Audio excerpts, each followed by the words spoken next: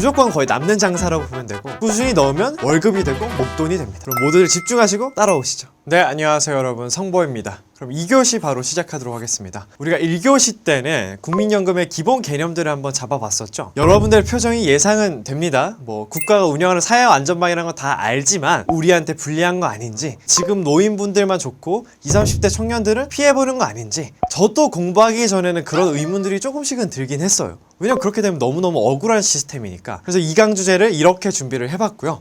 우리가 욕을 하고 싶은 마음이 들 수는 있으나 제대로 좀 이해를 해야 욕하더라도 구체적으로 욕을 할 수 있으니까요. 특히 2026년에 바로 이제 연금 개혁이 있으니까 이게 우리 청년 세대들한테 득인지 실인지 계산기 두드려가면서 팩트 체크를 좀 해보겠습니다. 연금 개혁의 오해와 진실. 제도는 생물에 가깝다고 생각해요. 그래서 이건 살아있는 것처럼 제도가 돌덩이처럼 만약 굳어있으면 제도도 죽고, 제도가 뒷받침하는 사회도 죽을 거라고 생각을 합니다. 시대가 변함에 따라 제도도 이렇게 꿈틀꿈틀 생물처럼 바뀌어야 한다고 생각을 하고요. 96년도에는 인구 표어가 산하 제한이었어요. 너무 많다. 그런데 지금으로부터 30년도 지나지 않았는데 지금은 우리가 출산율이 낮은 것 때문에 너무너무 걱정을 하고 있잖아요. 인구 구조가 바뀌어 가는데 제도가 돌덩이처럼 가만히 있는다? 그게 진짜 큰일인 거죠. 나중에 이제 연기금이 고갈되고 그 폭탄 돌리기 피해 결국 우리한테 돌아올 수밖에 없거든요. 그래서 이제 뭐 사회가 비난할 걸 당연히 알면서도 이걸 각오하고 개혁을 하는 거죠. 결국 청년 세대가 나중에 노후에 받을 연금을 지키기 위해서. 이번 개혁의 핵심 방향성은 요 세 가지인데, 첫 번째, 국가가 법으로 지급을 보장합니다. 두 번째, 지속 가능성을 위해서 보험료를 현실화합니다. 세 번째, 우리가 받을 돈이 소득 대체율을 43%로 올립니다. 이거를 낱낱이 따져보면 결국 청년들에게 좀 유리하게 바뀐 셈인데요. 이게 무슨 뜻인지 하나하나 좀 상세하게 풀어서 설명을 더 드려보겠습니다. 국민연금공단은 우리에게 끊임없이 어필을 하는 거예요. 지금 이게 청년 세대에게 무엇이 유리한지, 연금 개혁이 미래 세대에게 더욱 유리한 이유 4가지를 좀 준비를 해봤고요. 첫 번째부터 살펴보자면, 개혁하는 거 우리한테 당장 불리한 거 아니야? 라고 생각할 수 있지만 반은 맞고 반은 틀린 내용입니다. 정확히 말하자면 부담은 조금 늘어나지만 혜택은 확실히 더 늘어나는 구조입니다. 그래서 이 포인트들을 한번 자세히 설명을 드려볼 건데, 첫 번째로 받는 돈, 이 소득 대체율이라고 하는 게 당장 내년부터 43%로 확 오릅니다. 원래 40%를 깎일 예정이었는데 43%로 올려서 고정을 하는 거예요. 반면 내는 돈은 매년 0.5%씩 아주 천천히 오릅니다. 당장 13% 내라는 게 아닙니다. 스텝 바이 스텝으로 납부 기간이 많이 남은 우리 청년들한테 혜택은 많이, 부담은 천천히 오는 구조입니다. 그래도 이 보험료율 오르는 거 싫은데 이런 분들 계시잖아요. 보험료가 오른다고 우리가 이걸 다 내야 되는 게 아닙니다. 회사 다니시는 분들은 회사에서 절반 내주죠. 그리고 두루누리라던가 저소득 지역가입자 보험료 지원 같은 제도로 국가가 또 지원을 해줍니다. 그래서 만약 소규모 사업장을 다니시거나 농업 종사하시거나 저소득 지역가입자라면 내 보험료의 상당 부분을 나라가 지원을 해줍니다. 두 번째, 이게 진짜 대박입니다. 이게 크레딧 확대가 된다는 건데 2026년 1월 1일 이후 바로 된다는 거예요. 이게 무슨 말이냐면, 원래 군 복무 기간을 국민연금 가입 개월수로 인정을 해줬는데 원래 6개월만 인정을 해줬거든요. 이제 최대 12개월로 인정을 늘려서 해준다고 합니다. 그리고 출산도 원래 둘째부터 인정이 되는데 이제 바로 첫째 아이부터 인정을 해준다고 합니다. 상한선도 없앴어요. 아이를 낳고 키우는 시간, 나라 지키는 시간, 이런 것들을 다 경력으로 쳐주겠다는 거죠. 가입 기간을 인정해주는 게 무슨 말인지 이해가 안 될 수 있지만 쉽게 말해서 내가 받는 연금이 더 늘어난다는 겁니다. 이 연금 개혁의 핵심은 고갈 시점을 늦춰서 지속 가능성을 강화하면서도 여전히 높은 수익비 1.68을 유지한다는 거죠. 그럼 모두들 집중하시고 따라오시죠. 내가 낸 돈보다 더 받는 게 확실한지 그런 것들을 검증할 수 있는 표를 준비를 해봤습니다. 이건 이제 공단 오피셜이고요. 국민연금 전체 가입자의 평균 소득인 309만 원 버는 분 기준으로 가정을 해봤습니다. 근데 그랬더니 수익비가 1.68이래. 이게 무슨 뜻이냐면은 내가 낸 돈을 1이라고 치면 죽을 때까지 받는 돈을 1.68이라는 겁니다. 쉽게 말해서 내가 낸 돈보다 최소 68%를 더 받아간다는 소린 거죠.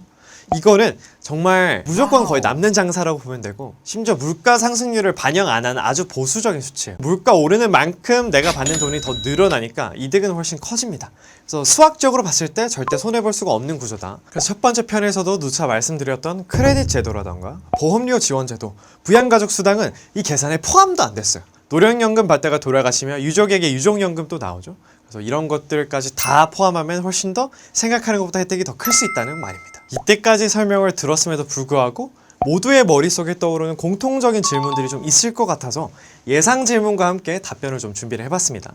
첫 번째, 기금 운영 수익률이 좋다면서 보험료는 또 왜 올린다는 건지 일단 수학적으로 접근해봤을 때 높은 수익률은 필요 조건이지 충분 조건이 아닙니다. 무슨 말이냐면 지금 수익률이 좋긴 하죠.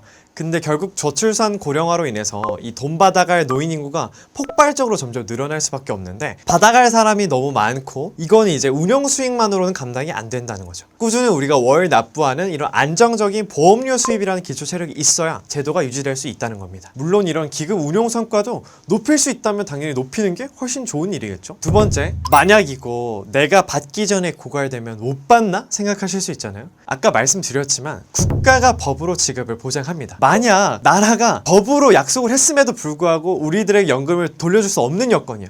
그러면 너무너무 큰일 난 상황일 겁니다. 그래서 그쯤 되면 이제 은행에 있는 현금이라던가 주식, 부동산 이런 것들이 다 의미 없을 정도로 경제가 무너진 상태일 거다. 그렇게 우리 경제가 무너지지 않는 이상 국민연금을 못 받을 일은 거의 없다. 이렇게 생각을 하시면 좋을 것 같습니다. 제가 본 영상이 하나 있는데요.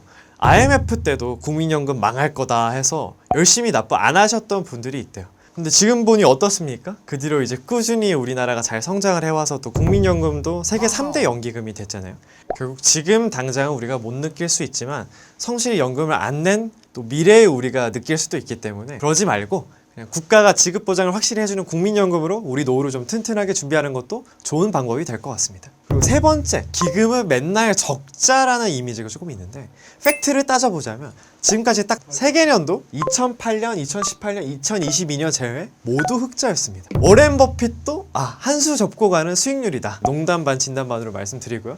전체적으로 우상향이면 어쨌든 적자는 아니라는 거고 앞에서도 말씀드린 것처럼 우리 연기금 1361.2조 원 중에 876.4조 원 그러니까 즉 전체 연기금 중에 64.4%가 운용수익금이라는 사실 기억해 주셨으면 좋겠습니다. 네 번째, 이제 받는 금액이 크지 않다. 요건 이제 가입 기간이 짧아서 생긴 오해입니다. 국민연금 제도 역사 자체가 그렇게 길진 않아서요. 현재 연금 받으시는 분들의 가입 기간 자체가 평균적으로 조금씩 짧아요. 지금으로 봤을 때는 점차 평균 가입 기간은 늘어나는 추세고요. 제대로 20년 이상 연금 부으신 분들 평균 112만 원씩 받고 계십니다. 그리고 최고 300만 원 넘게 받는 분들도 계세요.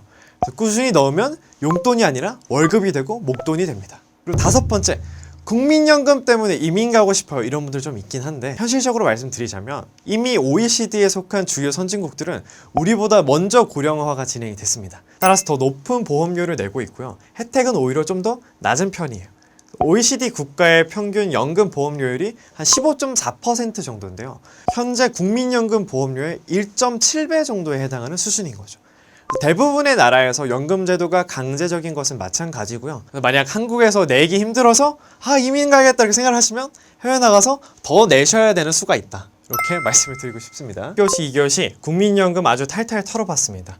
물론 불만이 있을 수도 있죠. 당장 내가 내는 돈이 많아지는 기분이고 그리고 그 돈을 3, 40년 뒤에나 내가 혜택을 받을 수 있다고 하니까 지금 당장 나에게 제공되는 게 없다고 느낄 수 있잖아요.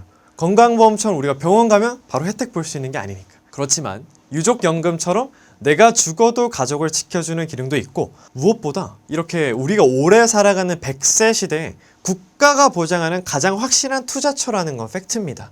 10대부터 출발해서 20대, 30대는 물론이고 전 세대를 아우르고 있는 제도가 바로 국민연금이죠.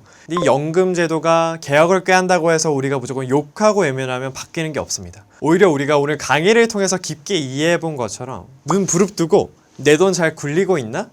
약속한 대로 2026년에 크레딧 확대해주나? 이런 것들을 좀 감시하고 감독하는 마음으로 적극적으로 참여해야만 더 좋은 제도가 될 수 있습니다. 우리의 소중한 노후는 사실 우리가 직접 지켜야 하는 거잖아요. 그러니까 여러분들 오늘 제가 말씀드린 내용들 국민연금을 이해하는 데 좀 큰 도움이 되셨으면 좋겠고 앞으로는 욕하더라도 알고 욕해야 된다는 거. 그리고 누가 궁금하게 물어보면 이 강의를 보라고 추천해 주셨으면 좋겠습니다. 함께 지속가능성 지키면서 행복한 사회를 이루기 위해서 많은 분들이 노력을 하고 계신 거니까요. 조금 너그러운 마음으로 많은 것들을 받아들여 주셨으면 좋겠습니다. 그럼 오늘 강의 여기까지 하도록 하겠습니다. 질문 있는 사람? 없죠? 네, 그럼 마무리할게요. 이상 허성범이었습니다. 감사합니다. 안녕.